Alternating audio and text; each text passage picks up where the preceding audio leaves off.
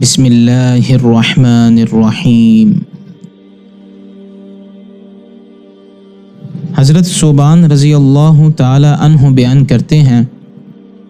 کہ رسول اللہ صلی اللہ علیہ وسلم نے ارشاد فرمایا، میں یقیناً اپنی امت کے ایسے لوگوں کو جانتا ہوں جو قیامت کے روز ایسی نیکیاں لے کر آئیں گے جو تہامہ کے پہاڑوں کی مانند روشن ہوں گی،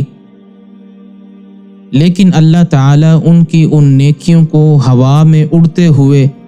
چھوٹے چھوٹے ذرات کی مانند اڑا دے گا۔ حضرت ثوبان رضی اللہ عنہ نے کہا، اے اللہ کے رسول صلی اللہ علیہ وسلم،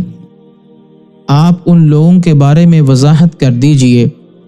اور ان کے بارے میں کھل کر بیان کر دیجئے تاکہ ہم لا علمی میں ایسے لوگوں میں شامل نہ ہو جائیں۔ آپ صلی اللہ علیہ وسلم نے فرمایا، خبردار، وہ تمہارے بھائی اور تمہاری قوم سے ہی ہوں گے اور وہ رات کو اسی طرح قیام کریں گے جیسا کہ تم کرتے ہو، لیکن وہ ایسے لوگ ہوں گے کہ جب خلوت میں انہیں اللہ تعالیٰ کی حرام کردہ چیزیں ملیں گی تو وہ ان سے اپنا دامن نہیں بچائیں گے۔